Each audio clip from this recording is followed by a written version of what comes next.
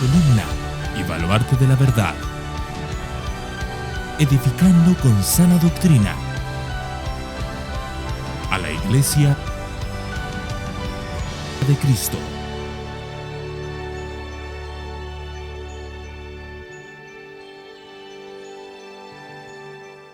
Abran sus Biblias en el libro de Hebreos, el capítulo 1, y hoy vamos a estar haciendo 2 versículos más, poquito a poquito. No hay prisa. O sea, hasta que el Señor venga o tú te mueras, podemos estar con Hebreos. Literalmente te llevarías Hebreos a la tumba. Si alguno muere después de esto, en la tumba podremos. Estaba terminando Hebreos. Hebreos capítulo 1, versículos 3 y 4, y a este tercer mensaje de la serie de Hebreos he querido titularlo El resplandor de su gloria. Y es por el inicio de este texto. Dice así la palabra del Señor. Él es el resplandor de su gloria y la expresión exacta de su naturaleza, y sostiene todas las cosas por la palabra de su poder. Después de llevar a cabo la purificación de los pecados, se sentó a la diestra de la majestad en las alturas, siendo mucho mejor que los ángeles, por cuanto ha heredado un nombre más excelente que ellos. Hermanos, antes de iniciar con esta parte del estudio, me gustaría ver, a pesar de que ha pasado alguna semana, pero yo sé que algunos no andan tan flojos de memoria, ¿qué hemos visto en el primer mensaje? ¿Qué pudimos ver en el primer mensaje? O en el segundo mejor, después de la introducción. ¿Qué pudimos ver en los 2 primeros versículos? Manos arriba y a ver qué recuerdan. ¿Qué recuerdan? Nadie recuerda nada. ¿La libreta para qué les vale, hermanos? ¿Para qué les vale? Nancy. Muy bien, el Señor ha hablado desde el principio hasta el final. Tenemos un Dios que habla, un Dios que se ha comunicado, se ha revelado a los hombres, ha traído su revelación. Y habló desde el principio hasta el final. Y el propio libro de Hebreos hablaba de 2 maneras como Dios había hablado. Una en los tiempos antiguos y una en, como dice él, los últimos tiempos. En los tiempos antiguos, ¿cómo habló? Mano arriba. Antes habló por los profetas. El texto decía que había hablado a los padres de muchas maneras y en muchas ocasiones a través de los profetas. Y en estos últimos tiempos ha hablado a través de su Hijo. Así que en cierta manera Jesús es presentado también como un profeta. Porque un profeta no deja de ser alguien que trae un mensaje de parte de Dios. La revelación de Dios para los hombres. Pero el mismo texto, para que no llegáramos a pensar que Jesús era solo un profeta, el mismo texto daba algún detalle más sobre Jesús. ¿Qué más decía ese texto?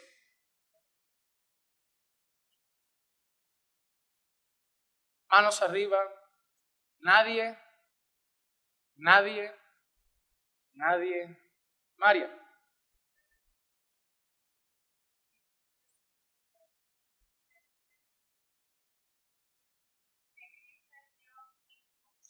¿Cómo nos mostraba que Cristo era Dios mismo? Presentaba a Cristo haciendo algo que solo Dios podía hacer. Presentaba a Jesús no solo hablando, no solo trayendo la revelación de Dios en los últimos días, sino haciendo algo más que eso.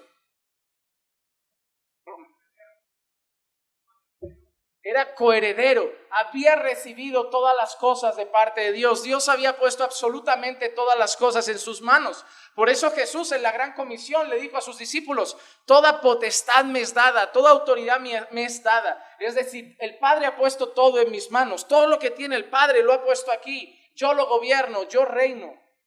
Yo controlo absolutamente todo porque yo he sido heredero. Incluso recordamos que al estar nosotros en Cristo, así como Cristo era heredero de todas las cosas, nosotros también éramos coherederos juntamente con Cristo. Pero además de eso, y viendo que la memoria hoy está un poco floja, nos presenta a Cristo como creador de todas las cosas. Esa es la evidencia, quizá la más grande, que en esos 2 versículos se nos muestra de la deidad de Jesús, porque solo Dios crea. Los hombres inventan, Dios crea. Cuidado que hay una cierta cosa distinta. Los hombres inventan cosas. De cosas que ya hay, los hombres hacen cosas. Los hombres pueden descubrir cosas que Dios ha creado. Pero solo hay un creador y ese es Dios. Solo Dios crea y por lo tanto, cuando Hebreos presenta a Jesús como creador, nosotros vemos con claridad que Jesús es Dios, que Jesús es Dios. Y lo que vamos a estar viendo en los 2 versículos de hoy es seguidamente la definición que sigue dando el autor sobre Jesús. La manera como el autor sigue describiendo a Jesús, la manera como el autor sigue hablando de Jesús y vamos a ver cómo sigue mostrando la deidad de Cristo. Sigue mostrando que Jesús es Dios. Hermano, discutir con un testigo de Jehová que niega que Jesús es Dios es del todo absurdo, porque la deidad de Cristo no está solo en un versículo. La mayoría de veces que alguien habla con un testigo de Jehová va a Juan 1:1. En el principio era el verbo y el verbo estaba con Dios y el verbo era Dios. Y entonces van ahí y ese verbo se hizo carne y estuvo entre nosotros. Y la gente ve, Jesús es Dios. Pero aunque ellos lo torcieran, aunque ellos lo cambiaran y dijeran, no, aquí no dice eso, que lo dice, no es solo ese texto. La Biblia entera se refiere a Jesús como el Señor. Uno de sus discípulos incrédulos al final de todo lo llama Dios mío. Entonces nosotros vemos con claridad cómo varios textos de la Escritura, muchos textos de la Escritura hablan de Jesús como Dios.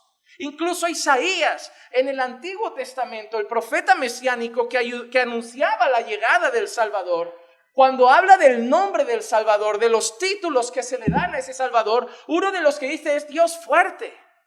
Era Dios mismo encarnado, era Emmanuel, Dios con nosotros.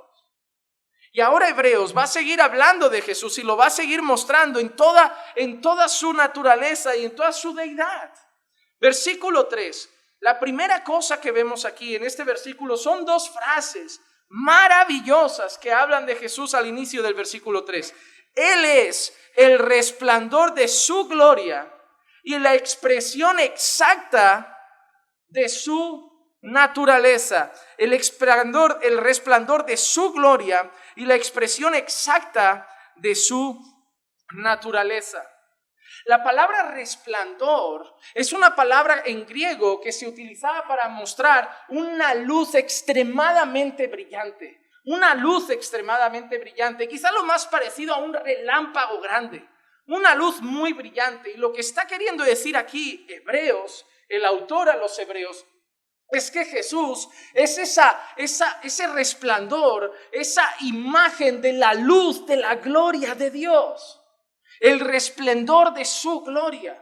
Jesús es la manera en que Dios muestra la luz de su gloria a los hombres. La manera como Dios ha manifestado la luz de su gloria a las personas. Pero no solo es el resplandor de su gloria, sino que luego dice algo que es tremendo. La expresión exacta de su naturaleza. Expresión exacta de su naturaleza. ¿De qué naturaleza? ¿De la naturaleza de quién? De Dios.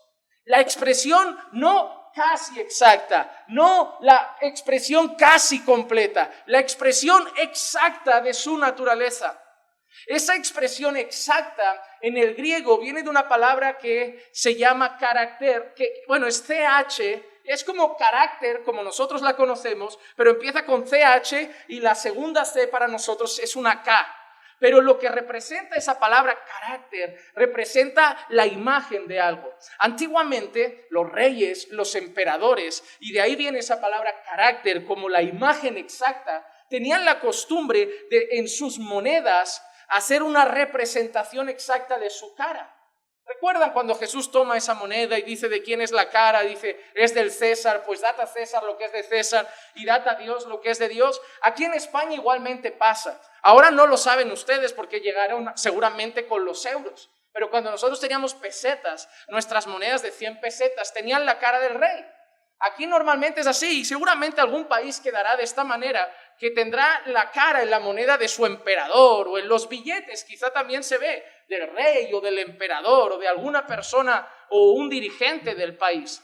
Antiguamente los emperadores hacían eso, y eso es lo que se refiere a la expresión exacta. Era el plasmar la imagen exacta de aquella persona en esa moneda. Se usaba para hablar de eso. ¿Qué quiere decir Hebreos con esa expresión mostrando, apuntando a Cristo?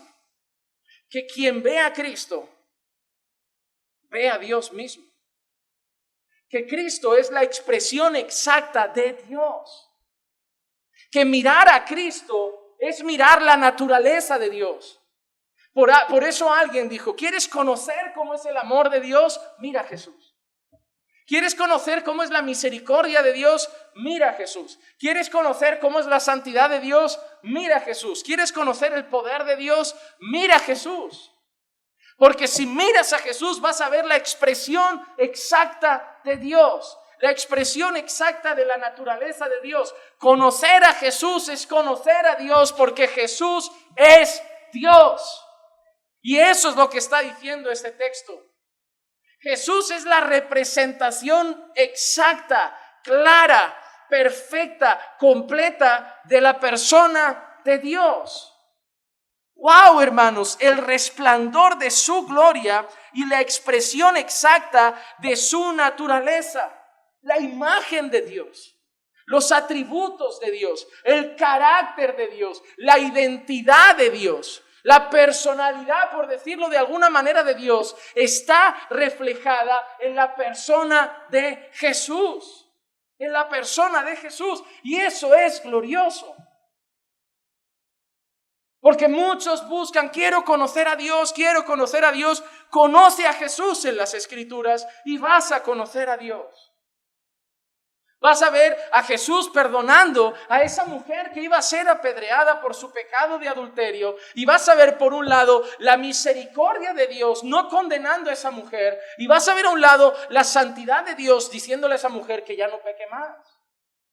Vas a ver a un Dios que es superior a Satanás, que incluso Satanás tentando a Jesús en el desierto no pudo con él. Vas a ver a un Dios al que se someten los demonios, porque vas a ver Jesús pasando por un lugar y los demonios yendo a él diciendo, ¿por qué nos perturbas antes de tiempo? Vas a ver a un Dios que gobierna sobre la creación, porque vas a ver a un Jesús que en medio de una tormenta calma la tempestad y trae bonanza a los mares. Y vas a ver a un Dios que tiene poder sobre la vida y la muerte. Porque vas a ver a un Jesús resucitando a Lázaro y resucitando él mismo al tercer día.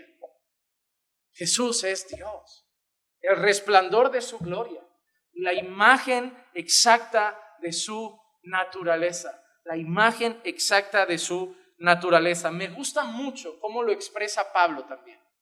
Colosenses capítulo 1, versículo 13 al versículo 20 dice así.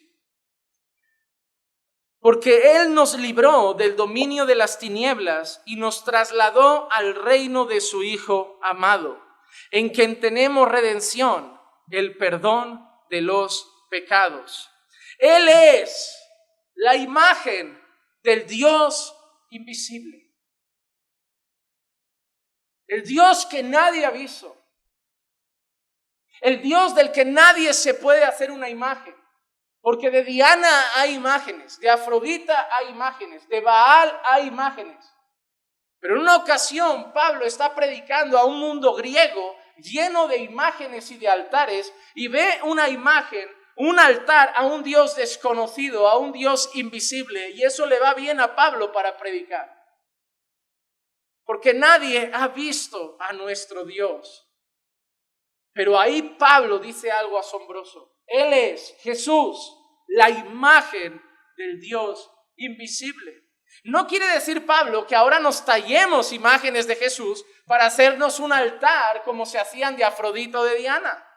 No está queriendo eso, porque el mismo Dios dijo que no nos hiciéramos imágenes de nada de lo que hay en el cielo, en la tierra, ni nada. Dios no quiere que intentemos atribuirle a Él la forma de nada ni de nadie para adorarlo. Pero lo que Pablo está diciendo, que Cristo es Dios, es la imagen del Dios invisible, el primogénito de toda creación. Y guarden eso, porque muchas veces estas expresiones como el primogénito de toda creación la utilizan algunas sectas y falsas religiones para referirse a Jesús como el primer ser creado. Por eso la semana que viene, que yo iba a abordar varios pasajes, no lo haré, porque la frase que viene en los siguientes versículos, en el siguiente versículo, puede dar a entender esas cosas y la quiero explicar bien. Ya llegaremos la próxima semana. Mira que dice, porque en Él fueron creadas todas las cosas. Habíamos dicho nosotros que Hebreos había dicho de Jesús que Él era ¿qué? Creador. Ahora Pablo dice que Él es la imagen de Dios invisible y que en Él fueron creadas todas las cosas. Todas las cosas. ¿Dónde? En los cielos como en la tierra, visibles e invisibles, ya sean tronos o dominios o poderes o autoridades. Todo ha sido creado por medio de Él y para Él. Ojo, que esto es asombroso, porque hay gente que cree que Dios ha creado las cosas para nosotros. Hermano, hay gente que ha puesto al hombre en un pedestal tan alto que cree que Dios se desvive por nosotros, que Dios vive para complacernos, que Dios existe para complacernos. Parece que nosotros somos el verdadero Dios y que Dios vive para satisfacer nuestras plegarias, que Dios vive casi para adorarnos, como si nosotros fuéramos al Dios al que hay que presentar ofrendas y que Dios todo el tiempo nos tiene que ir haciendo regalos para que estemos bien con Él. Pero en este texto Pablo dice que Él creó todas las cosas por medio de Él es la fuente, pero para Él. Si eso lo hace el hombre, suena como egocéntrico. Es como esa mujer que dice, quiero tener un hijo, ¿para qué? Para sentirme completa. Es decir, quiero tener un hijo para mí. Quiero tener un hijo para satisfacerme yo. Ese tipo de personas que mete gente en su vida no para hacerlas felices, sino para hacerse feliz. Esa gente que dice, me siento mal sola, quiero pareja, me quiero casar. ¿Para qué? Para sentirme completa y realizada. O sea, tú nunca vas a ser feliz, porque cuando busques la plenitud en personas fallas, pecadoras, pequeñas, insignificantes, te darás cuenta que dentro de unos días te volverás a sentir incompleta, como aquella mujer samaritana. Hasta que te des cuenta que la plenitud que necesitas, el sentirte pleno o plena, solo lo vas a encontrar en aquel que tiene la verdadera fuente de agua que sacia. Los hombres no sacian, las mujeres no sacian, los hijos no sacian. Pueden saciar hasta un tiempo, pero se tienen que ir. Solo Dios sacia. Los hombres nos acompañan, las familias nos acompañan, son una bendición, son un regalo y son hasta una ayuda cuando son creyentes en el ministerio y en la obra, pero no garantizamos que estén mañana. Dios debe ser nuestra fuente. Dios debe ser nuestra fuente. Así que nosotros no debemos buscar casarnos para ser felices, tener hijos para ser felices. Ay, siento que en nuestra relación hay un vacío. Tengamos un niño, un desastre eso. Un desastre. Déjenme decir algo, si no son felices solos, no serán felices por meter a un niño en casa. Solo van a ser infelices con un niño que va a ser golpeado por su infelicidad. Van a escuchar sus discusiones, sus gritos, sus peleas y van a ser un niño traumatizado dentro de unos años porque dos infelices creían que traer otra persona a esa familia los calmaría y traería paz al hogar. No, igual al principio, pero luego se acaba. Luego se acaba. Hermano, Dios debe ser la fuente de nuestra alegría. Dios debe ser la fuente de nuestra felicidad. Una alianza no trae alegría, no trae felicidad. El matrimonio está lleno de obstáculos, el matrimonio está lleno de luchas, el matrimonio está lleno de dificultades, el matrimonio está lleno de fallos, de tener que perdonarse, de tener que humillarse. El gozo y la alegría del ser humano solo está en Dios. Así que no hagan nada en la vida para que encuentren en eso que hacen su satisfacción, su satisfacción. Ven a esa gente que se vicia al gimnasio creyendo que el gimnasio les hace sentir realizados, nunca están satisfechos, siempre quieren más músculo, siempre quieren, porque hermano, el mundo no sacia, el mundo no sacia, solo Dios sacia al hombre, solo Dios sacia al hombre. Pero Dios sí creó las cosas para sí. Él dice que las cosas fueron creadas por medio de Él y para Él. Hermano, ¿sabes por qué Dios te ha creado? Para Dios mismo. ¿Sabes por qué Dios te ha dado hijos? No son para ti, son para Él. El mayor error de los padres es creer que los hijos son para ustedes.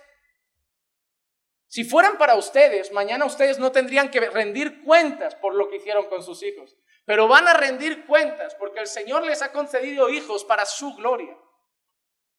El Señor quiere que vayas entrenando ya al próximo misionero. El Señor quiere que vayas preparando al sustituto del pastor Juan Manuel. Solo Dios sabe quién va a ser. Es en su soberanía el que Él va a elegir quién sea el pastor, quién sea el misionero, quién sea el maestro, quién sea un diácono o quién simplemente sea un buen creyente. Él es el que lo decide, pero tú ya deberías ir preparándolo. Porque muchos de los que hoy son pastores y empezaron jóvenes, en su testimonio dicen: mis padres me enseñaron desde pequeño la escritura, me ponían predicaciones, me enseñaban la palabra de Dios, solo cantábamos alabanzas y hasta de pequeñito me decían: hoy predicas tú en casa, y me hacían prepararme un sermón. Y cuando tienen poca edad ya están listos, cuando Dios los levanta. Así que ves preparando a tu hijo para la gloria del Señor. Que al menos si mañana su hijo toma un rumbo distinto, usted no se sienta culpable de decir: yo no hice mi parte. Usted tiene que hacer su parte y Dios en su soberanía decidirá sobre su hijo. Pero usted debe hacer su parte. Dios le ha dado a sus hijos para Él. Dios le ha dado a su esposa y a su esposo para Él. Por eso mañana rendiremos cuentas por cómo tratamos a nuestro esposo y a nuestra esposa. Porque Dios nos los ha dado para Él. Nuestro matrimonio no es para nosotros. Hermano, el mundo se casa para ser feliz. El creyente se casa para hacer a Dios feliz. Nos casamos para servir junto a alguien a Dios. Nos casamos para glorificar junto a alguien a Dios. Y nos casamos para seguir creciendo junto a alguien a la imagen de Cristo para la gloria de Dios. Nos casamos para su gloria, no para nuestra satisfacción. Por eso el peor error es elegir a alguien que te atrajo, pero no camina con el Señor. Porque luego te espera un divorcio pronto. El Señor ha hecho las cosas por medio de Él y para Él. Nuevamente Pablo presenta a Cristo como Dios mismo, la imagen del Dios invisible. ¿Qué más dice Pablo ahí de Jesús? Él es antes de todas las cosas y en Él todas las cosas permanecen. Él es antes de todas las cosas. ¿Qué refleja eso? Su origen eterno. Él es eterno, realmente ni origen tiene, mejor dicho. Él es eterno, Él es antes de todas las cosas, Él es el principio de todas las cosas, y no solo es el principio de todas las cosas, sino en Él todas las cosas permanecen. Él sostiene todas las cosas. Él es también la cabeza del cuerpo, que es la iglesia. Él es el principio, el primogénito de entre los muertos, a fin de que Él tenga en todo la primacía, porque agradó al Padre que en Él habitara toda la plenitud. La palabra plenitud griega es pleroma, es algo que está completo y se refiere a la plenitud de Dios mismo habita en Él. Y por medio de Él reconciliar todas las cosas consigo, habiendo hecho la paz por medio de la sangre en la cruz, por medio de Él, repito, ya sean las que están en la tierra o las que están en los cielos. No cabe duda, Él es el resplendor de su gloria. Él es la imagen exacta de su naturaleza. Él es la imagen del Dios invisible. Él es el que creó todas las cosas por medio de Él y para Él. Él es el que las hace y las sostiene. Él es antes de todas las cosas. Él es Dios. Y por eso Él mismo dijo a sus discípulos en Juan 14:9, Jesús le dijo: tanto tiempo he estado con vosotros y todavía no me conoces, Felipe. El que me ha visto a mí, ha visto al Padre. ¿Cómo dices tú? Muéstranos al Padre. O Juan 12:45, y el que me ve, ve al que me ha enviado. Y el que me ve, ve al que me ha enviado. Hermano, gloria a Dios.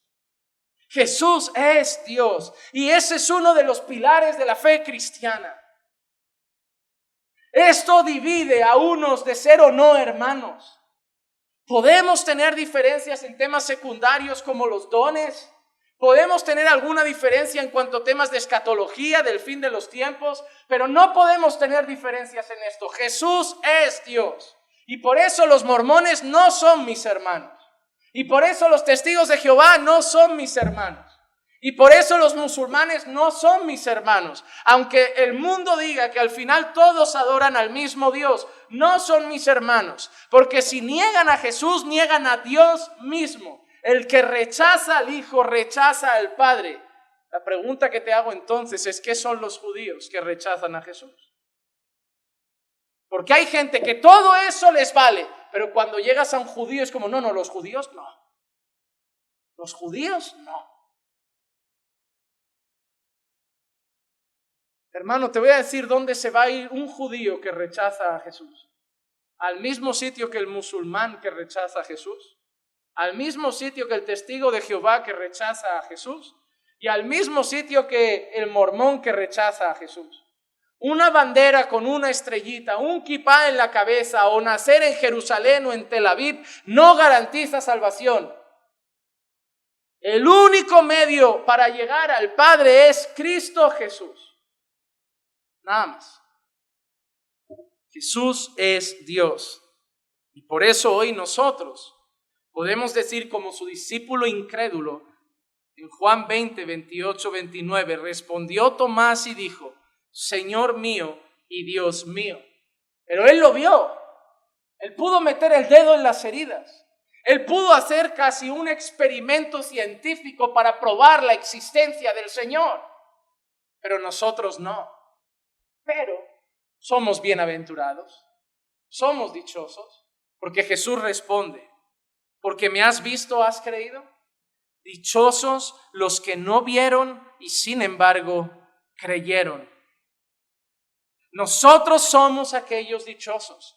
Nosotros somos aquellos bienaventurados que Jesús dice que a pesar de no haberle visto, a pesar de no haberlo tenido delante, hemos creído por el testimonio de las Escrituras y por la iluminación del Espíritu Santo que Jesús es Señor mío y Dios mío.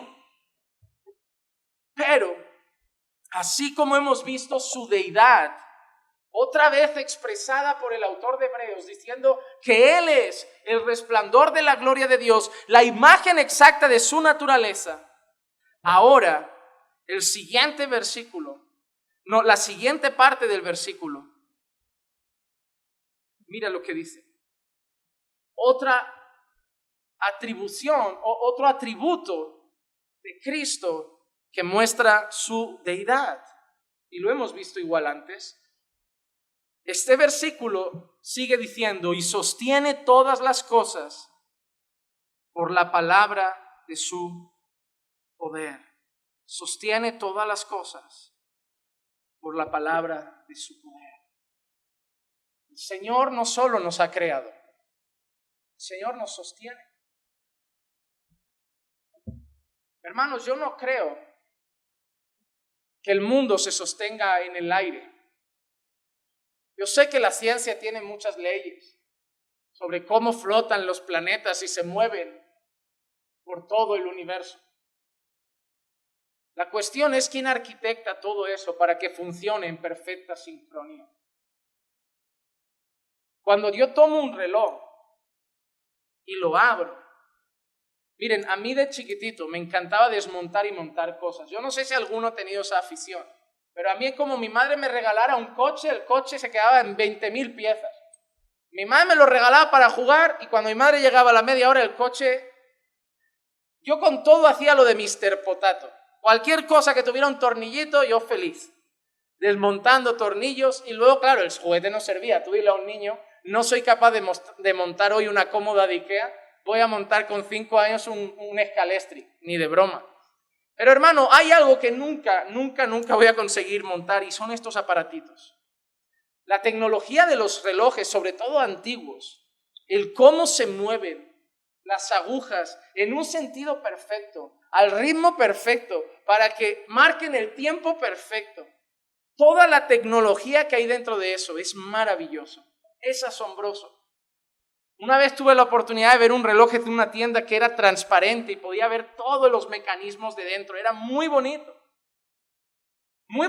y me hacía admirar a la persona que había fabricado eso. Yo me quedaba asombrado de pequeñito, esas típicas personas que montan como un recorrido, que tiran la pelotita y empiezan a caer cosas, otra cosa da otra cosa, gira, da otra cosa, sale un globo, se infla, peta, cae otra pelota. ¿Saben estos vídeos de gente que monta estos circuitos que dices, wow, qué cabeza, qué imaginación? Pues nada de eso se compara a nuestro Dios, hermanos. Sostiene el universo. Sostiene el universo. Miren, las madres suelen ser muy admiradas por todo lo que hacen a lo largo del día, y yo no les quito valor, que realmente levántate, prepara el desayuno para los niños, vístelos, peínalos, llévalos a la escuela, vuelve corriendo, límpialo todo, prepara la comida, ves a la escuela, tráelos, dale de comer, vuélvelos a llevar a la escuela si tienen turno partido, vuelve a casa, limpia, organiza, prepara la cena, haz la colada, vuelve a buscar a los niños, llévalos al fútbol, dale un bocata, tráelo del fútbol. La madre al final del día, y luego le dice el marido, ¿no estás buscando trabajo? Y tú dices, no sé yo, si vamos a trabajar para pagar a alguien que haga lo mío con los niños. Yo a veces le digo a la gente, si lo que te gastas en guardería por 200 euros más es lo que te pagan, quédate con los niños, apriétate un poco el cinto, porque las guarderías ahora viven casi... He visto guarderías que cobran 500, madres que ganan 700, para que lleves el niño ahí por 200, te quitas unos cafés y un par de caprichos, quédate con tu niño en casa. Si es que tenemos que hacer el curso de matemáticas financieras, porque realmente veo que hay gente que toma decisiones sin pensar muy bien los números. Pero hermano, esas mujeres están muy bien, pero ahora te quiero hablar de un Dios que hace que se ponga el sol, se muevan las estrellas, se ponga la luna, da de comer al león, da de comer a la cebra que el león se va a comer. Alimenta a los peces, que se va a comer el pez más grande, y alimenta a ese pez más grande que se va a comer otro pez más grande. Y luego alimenta las flores que van a nacer para que llegue la abejita y haga sus cosas en el polen y sus cosas y su miel, para que llegue el oso y se la coma, y luego llegue Paul Washer y cace al oso, porque a Paul Washer le gusta cazar. Entonces, son cosas así, y todo eso lo hace el Señor. Y nadie sabe dónde acaban los mares y dónde empiezan. Nadie sabe dónde acaban, cuántos litros de agua hay. Nadie ha contado los granos de arena en el desierto. Nadie ha contado los números de estrellas que hay en el firmamento. Y nadie sabe cómo un bebé que está en el vientre y tiene un embarazo de riesgo puede ser tan protegido por Dios, a la vez que los otros miles que están naciendo en el resto del mundo y que están siendo protegidos por el mismo Dios, que al mismo tiempo está cuidando gente que lo está pasando mal en casa, y que al mismo tiempo está sosteniendo a un hijo que está orando atribulado, y que al mismo tiempo está visitando a una mujer desconsolada que sufre, y al mismo tiempo está usando a un triste predicador que intenta dar una clase en un estudio bíblico, y él lo hace todo a la vez.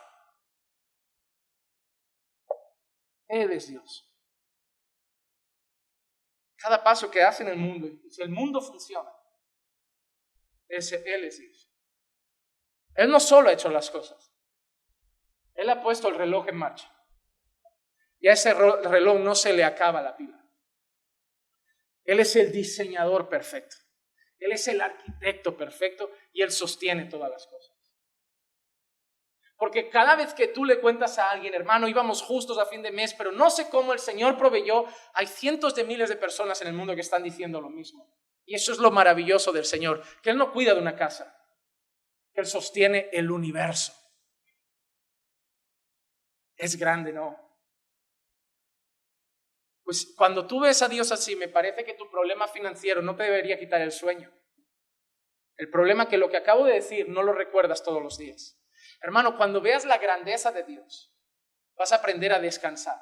¿Saben por qué mucha gente anda afanada? Porque todavía no ha visto en la Escritura cuán grande es nuestro Dios. Porque si no, estaríamos más confiados, sabiendo que ese Dios dice que tú eres su hijo, y que te cuida, y que te guarda. Y Él lo hizo todo. Salmos 33:9 dice, porque Él habló y fue hecho. Él mandó y todo se confirmó. Hermano, Dios habló y las cosas fueron hechas. Dios habló y todas las cosas fueron creadas, fueron confirmadas, fueron llevadas a existencia, fueron llevadas a cabo. Pero como hemos dicho, no solo las hizo, sino que las mantiene. Colosenses 1:17, Él es antes de todas las cosas, y en Él todas las cosas permanecen. La expresión que se refiere a que todas las cosas permanecen en Cristo y por Cristo, se refiere a estar firmes, a estar de pie.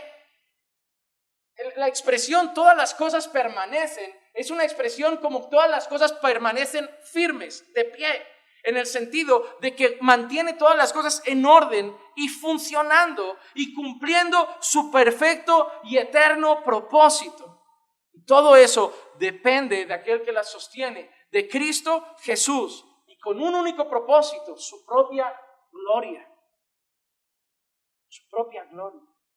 Para que cada vez que nosotros veamos esto que hemos visto ahora, para que cada vez que recordemos esto que acabo de decirles ahora, podamos ver que Dios merece toda la gloria.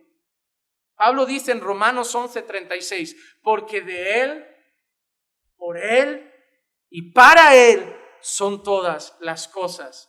A Él sea la gloria para siempre. Amén. El fin de todas las cosas siempre fue y será la glorificación y la exaltación de nuestro Señor. Nosotros no somos el fin de todas las cosas. Nosotros no somos el centro del universo. Dios es el centro. Cristo es el centro. Y todo lo que existe ha sido creado y es sostenido es para la gloria de nuestro Señor. Los mares son para su gloria. La creación animal es para su gloria. Las montañas y la vegetación es para la exaltación de su gloria. Y así el hombre fue hecho para la gloria de Dios. El plan de redención es para su gloria. La muerte del Hijo fue para su gloria. La resurrección de los muertos fue para su gloria. Su ascensión fue para su gloria. Y así será su retorno glorioso para pasar una eternidad de gloria juntamente con el Señor. Todo es para la gloria de Dios. Y ahora, después de haber exaltado y dejado patente la deidad del Hijo, la deidad de Dios y el cómo Él sostiene todas las cosas, ahora apunta a la parte más humana de Dios. En este sentido, porque nosotros sabemos, y digo parte humana, porque sabemos que Jesús era totalmente Dios y totalmente hombre, Y ahora sigue hablando de manera que nos va a mostrar la parte de la obra redentora de Cristo, la purificación de nuestros pecados. Sigue así diciendo el libro de Hebreos, después de llevar a cabo la purificación de los pecados.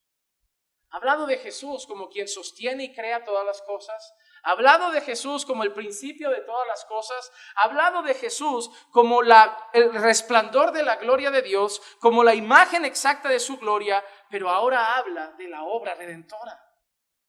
Habla de Jesús como quien purificó nuestros pecados, como quien llevó a cabo la purificación de nuestros pecados. Esa palabra nos hace pensar en la obra de redención y la obra de reconciliación que llevó a cabo Jesús en la tierra. En su obra perfecta y incluso en su oficio como sacerdote.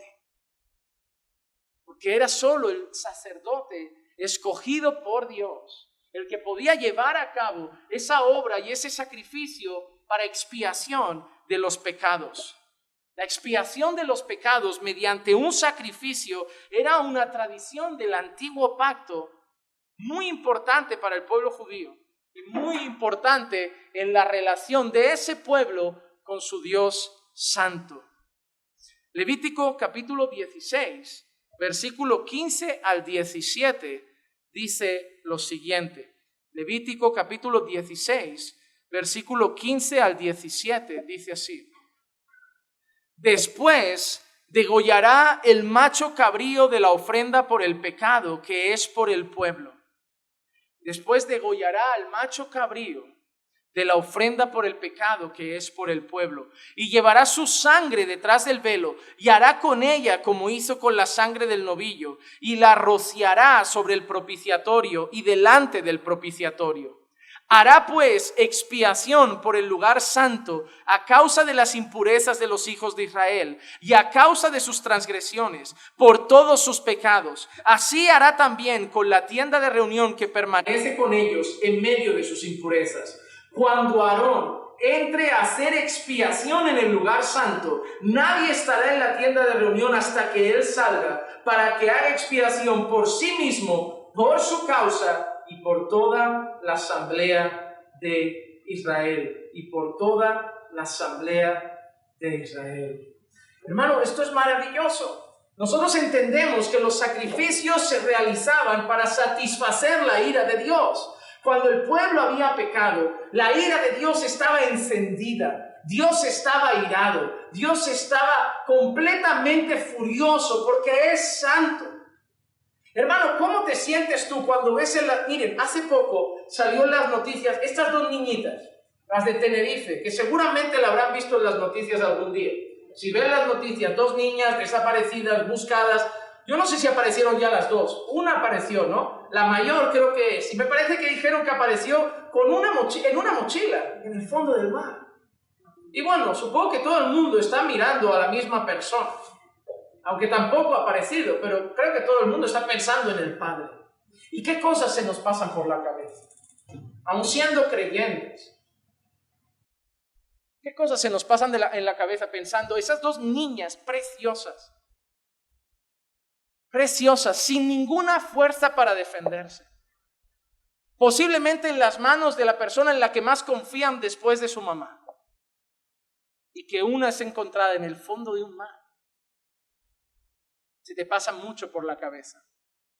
¿Qué se te pasa por la cabeza cuando piensas en ese hombre llamado Hitler? Y ves esas fotos, si han sido alguna vez a algún museo donde muestran imágenes del Holocausto, y ves esas fotos de gente desnutrida, puro hueso, campos de concentración, niños muertos de hambre, gente que por mirar mal a un soldado alemán, un tiro en la cabeza, y los que no servían a unas cámaras de gas, a ser quemados vivos, tratados como basura, ni siquiera como animales. Los perros alemanes eran tratados con más dignidad que el pueblo judío. Parece horrible y piensas cosas porque tu corazón te dice eso es malvado, es terrible. Pues ahora quiero que tú, que eres pecador, tú que eres malo, ya sientes eso por cosas malas. Imagínate cómo se siente aquel que es puro. Cuando hay mentira, cuando hay engaño, cuando hay adulterio, cuando hay fornicación. Hermano, Dios siente rabia, no, odio. La palabra que aparece en la Biblia es aborrecer. Aborrecer. La podríamos traducir en cierta manera como dar repudio, dar asco literalmente. Entonces el pueblo no podía quedarse tan pancho con sus pecados delante de un Dios tan santo. Y el medio del antiguo pacto que Dios utilizaba para que su ira fuera calmada eran los sacrificios. Cuando ese cordero perfecto y sin mancha, cuando ese cordero sin defecto era degollado y su sangre derramada y todo el sacrificio y holocausto eran quemados, ese humo subía a la nariz de Dios y calmaba su ira. Pero el problema es que al momento volvían a pecar. Volvían a pecar. Pero hay una cosa interesante.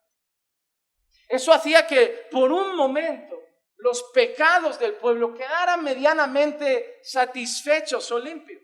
Pero el pueblo volvía a ensuciarse constantemente. No había ningún sacrificio que limpiara por completo y purificara al pueblo. Pero los hermanos, el pueblo entonces era tan pecador que no solo había que hacer sacrificio por el pueblo, sino que hemos leído que se tenía que hacer sacrificio por el propio sacerdote que iba a hacer el sacrificio. El sacerdote debía hacer primero sacrificios por él, por su casa y luego por el resto. Porque ahí todo el mundo había pecado.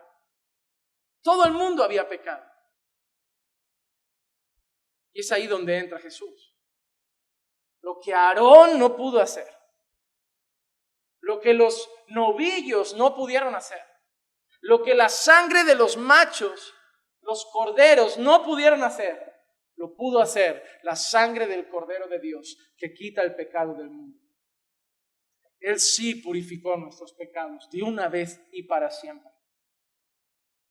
Romanos 3, 23 al 26 dice: por cuanto todos pecaron y no alcanzaron la gloria de Dios. ¿Cuántos pecaron? ¿Cuántos destituidos de la gloria de Dios? Todos. Siendo justificados gratuitamente por su gracia, por medio de la redención que es en Cristo Jesús. Y mira que dice, a quien Dios exhibió públicamente. ¿No fue Roma quien lo colgó en la cruz? ¿No fue Roma quien lo exhibió como un trofeo? ¿No fueron los judíos los que lo exhibieron como el Mesías frustrado? ¿El profeta derrotado? No, fue Dios quien lo puso ahí arriba. Fue Dios. Hermano, Roma no tenía más poder que Jesús. Los judíos no tenían más poder que Jesús. Herodes no tenía más poder que Jesús. No lo tenían. Jesús se subió en aquella cruz para ser exhibido por el Padre. La Escritura dice, y quiso Dios quebrantarlo. No Roma, no Herodes, no el pueblo judío. Quiso Dios quebrantarlo. Me han ofendido. Sigue siendo el mismo pueblo que murió en el diluvio, la misma maldad y el mismo pecado. Y ningún cordero sirve. Estoy airado y todos están destituidos de mi gloria. ¿Quién puede satisfacer tanta ira? ¿Quién puede pagar tanto pecado? Ningún animal tiene tanto valor, pero sí el Hijo de Dios. Sí, el Hijo de Dios, a quien Dios exhibió públicamente como propiciación por su sangre a través de la fe. ¿Qué quería demostrar Dios? Como demostración de su justicia. De su justicia, porque en su tolerancia Dios pasó por alto los pecados cometidos anteriormente para demostrar en este tiempo su justicia, a fin de que Él sea el justo y sea el que justifica al que tiene fe en Jesús. Dios quiso mostrar su justicia. Soy justo, soy un juez justo, no se me compra, no paso por alto el pecado. No paso por alto los errores. El pecado tiene una consecuencia y es la muerte, y soy justo. Solo que mi justicia no la habéis satisfecho vosotros. Ha satisfecho Jesús, para que Él sea el justo. Y vosotros ahora seáis vistos como justos si habéis puesto vuestra fe en Jesús.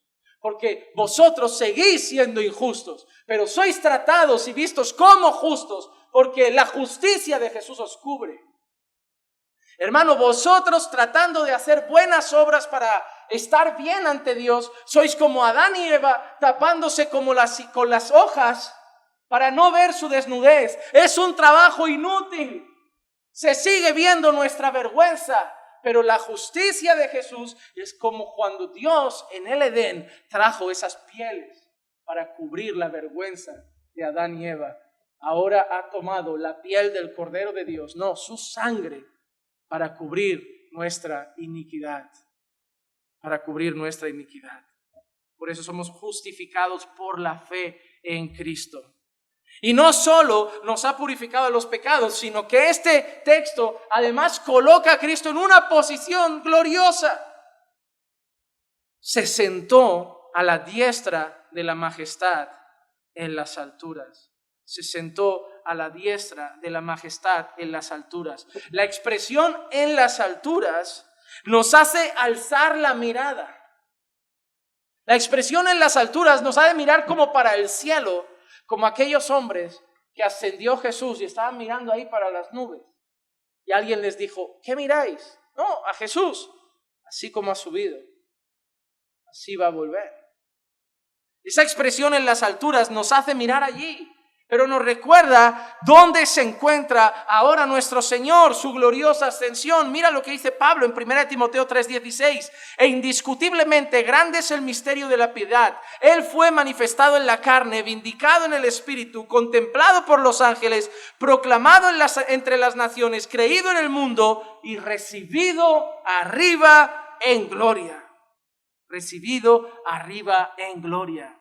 En estas maravillosas palabras, Pablo que refiere Pablo sobre nuestro Señor Jesucristo, entre todas las cosas, Pablo recuerda que fue recibido arriba en gloria. En gloria. Pero nuestro texto no solo dice que Jesús está arriba. ¿Qué ha dicho también? ¿Qué ha dicho también? Está arriba, pero ¿dónde? A la diestra. A la diestra. Mira qué dice Pablo en Romanos 8, 33 y 34. ¿Quién acusará a los escogidos de Dios? Dios es el que justifica. ¿Quién es el que condena? Cristo Jesús es el que murió, sí, más aún el que resucitó, el que además está a la diestra de Dios, el que intercede por nosotros. Antiguamente había una tradición muy importante. Los reyes, cuando querían honrar a una persona, lo ponían aquí, a su diestra, para que todo el mundo viera que después de ellos, esas personas eran personas de honor, personas que había que respetar. Probablemente es ahí donde estaba José en Egipto, a la diestra de Faraón. En la Escritura, en el Antiguo Pacto, verán varias expresiones, incluso entre los hombres, de la diestra. Lugar de honor, lugar de privilegio, lugar donde un rey sentaba, porque solo uno podía estar a la diestra del rey. Podías poner 2 personas, pero ese ya estaba a la diestra del otro. Solo había una persona que podía estar a la diestra del rey. Solo una persona podía recibir ese privilegio. Solo una persona podía recibir ese honor. Y el texto nos dice que Jesús ha sido recibido en gloria, recibido arriba y está a la diestra de la majestad de Dios. El Padre, como vimos, lo ha hecho heredero de todas las cosas. Lo ha puesto aquí, mostrando que Él tiene dominio. Lo ha puesto aquí a su diestra, mostrando que Él tiene poder, que Él gobierna, que Él es rey. Le ha dado autoridad sobre todo. El Padre le ha cedido esa autoridad, le ha cedido ese honor, le ha cedido ese privilegio a su Hijo amado, en quien tiene complacencia. Ahí está. Y no creo que nadie realmente se esté imaginando que en el cielo hay 2 sillas, una y a la derecha otra, porque realmente considero que esto es una ilustración, una manera de mostrar lo que el Señor nos dice sobre Jesús. Sobre Jesús. Pero, y para terminar, hemos visto hasta ahora estas cosas. Hemos visto que el Señor Jesús es el resplandor de la gloria de Dios. Esa luz que alumbra la gloria del Padre. Hemos visto que es la expresión exacta de su naturaleza. Hemos visto que es la imagen nítida de Dios. Que quien ve a Dios, que quien ve a Jesús, ve al Padre. Que quien ve a Jesús, ve a Dios. Hemos visto también, además de eso, que Él sostiene todas las cosas por la palabra de su poder. Que Él no solo las ha creado, sino que sostiene el universo. Hemos visto además que está sentado a la diestra en gloria, sentado a la diestra en gloria. Y hemos visto también que Él ha realizado la purificación de nuestros pecados. Y ahora, y antes de que empiece el discurso largo de Hebreos sobre la superioridad de Jesús sobre los ángeles que veremos en próximas clases, hoy quiero quedarme solo con una parte de este versículo 4 para terminar. Él tiene un nombre mucho más excelente, siendo mucho mejor que los ángeles, por cuanto ha heredado un nombre más excelente que ellos. Ahora, el autor empieza a colocar a Jesús superior a los ángeles. Y de todo lo que podía haber dicho el autor de Hebreos, no creo que sea casualidad que empiece con los ángeles. Para los judíos, a lo largo de la historia y hasta hoy en su tradición, los ángeles son seres espirituales, para nosotros también. La Biblia llama espíritus ministradores. Hay imágenes en muchas profecías de seres angelicales muy cerquita del Señor, alabando al Señor. ¿Recuerdan la imagen de Isaías cantando santo, santo, santo? Es decir, para el pueblo judío no hay nadie más cercano a Dios que los ángeles. No hay ningún ser que exista, que sea más próximo a Dios que los ángeles. Y ahora el autor de Hebreos dice que el que está describiendo Jesús es mayor que ellos. Que ellos contemplan a los ángeles como los seres puros, obedientes a Dios y más cercanos a Dios. Pues Hebreos, el autor está diciendo, Él es mayor. Él tiene un nombre más grande. Él tiene un nombre mucho más excelente. Él tiene un nombre mucho más glorioso. ¿Recuerdan la exaltación que hace Pablo en su carta a los Filipenses? Filipenses capítulo 2, versículo 6 al 11. El cual, aunque existía en forma de Dios, no consideró el ser igual a Dios. No parecido, no una sombra de Dios, igual a Dios como algo a que aferrarse, sino que se despojó a sí mismo, no de su deidad, de su posición de honor, de su posición gloriosa, de su posición en las alturas, adorado y aclamado por los ángeles. Se despojó de eso para venir aquí a estar entre hombres pecadores, sino que se despojó a sí mismo tomando forma de siervo y haciéndose semejante a los hombres. Y hallándose en forma de hombre, se humilló a sí mismo. ¿Quién se humilló? ¿Quién se humilló? ¿Y quién es Jesús? Es Dios. Y a ti te cuesta luchar con el orgullo cuando Dios se ha humillado. Somos ruines. Somos ruines. Pero hermanos, somos malos. Somos malos. Yo vengo de una denominación que te enseña que el hombre es grande y poderoso. Y cuando estudié las Escrituras, vi a un vil pecador, que es malvado, y que toda sombra de bondad que salga de él es por la gracia de Dios, no por su propia naturaleza. No por su propia naturaleza. Y Dios, siendo Dios, se hizo hombre. Una vez leí una frase muy bonita que decía: los hombres quieren ser Dios y Dios se hizo hombre. Para ver el contraste entre nuestra soberbia y arrogancia y la humildad y la grandeza de nuestro Dios. Él se humilló a sí mismo, haciéndose obediente hasta la muerte y muerte de cruz, una muerte vergonzosa, porque recuerden, maldito todo aquel que muere en un madero. Por lo cual Dios no lo deja humillado. Dios lo exalta hasta lo sumo. ¿Y qué dice ahora? Hemos leído en Hebreos que Él tiene un nombre mucho más excelente. Mira qué hizo Dios. Le confirió un nombre que es sobre todo nombre. Sobre todo nombre. Para que el nombre de Jesús se doble toda rodilla de los que están en el cielo y en la tierra y debajo de la tierra, y toda lengua confiese que Jesucristo es Señor, para gloria de Dios Padre. Para gloria de Dios Padre. Él le ha dado el único nombre que toda lengua confesará.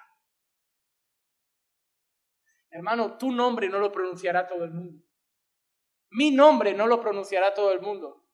Hasta gente famosa como Messi, Cristiano Ronaldo, no lo pronunciará todo el mundo. Mi abuela ni sabía quién era Messi. Le decías a mi abuela, abuela, ¿qué sabes de Messi? Y te decía, ¿y ese de qué partido político es? Imagínate, Messi no estará en la boca de todos. Cristiano Ronaldo no estará en la boca de todos. Ese es el deseo de todos los famosillos de turnos, llegar a estar en la boca de todos. Teníamos una famosa aquí, una cantante de estas flamenquitas, que se hizo muy famosa en España, que una de sus frases más míticas fue: que hablen de mí, aunque sea mal, pero que hablen. Pero ningún hombre en esta tierra ha conseguido estar en la boca de todos. Pero hay un nombre que no solo estará en la boca de todos, sino que estará en la boca de todos para que todos digan la misma cosa, que Él es Señor, y es el nombre de Jesús. Y eso se lo ha concedido el Padre. Un nombre mayor que el de los ángeles, un nombre mayor que cualquiera de esta creación, porque siendo igual a Dios, Él se despojó, Él se humilló, Él se hizo obediente hasta la muerte y muerte de cruz, y Dios decidió exaltarlo empezando por su gloriosa resurrección, siguiendo por su gloriosa ascensión, y terminará con su glorioso retorno y todo el mundo postrado ante el Rey de Reyes y Señor de Señores.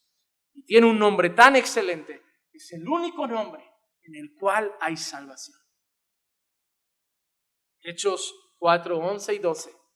Este Jesús es la piedra desechada por vosotros los constructores, pero que ha venido a ser la piedra angular. Y en ningún otro hay salvación, porque no hay otro nombre bajo el cielo dado a los hombres en el cual podamos ser salvos.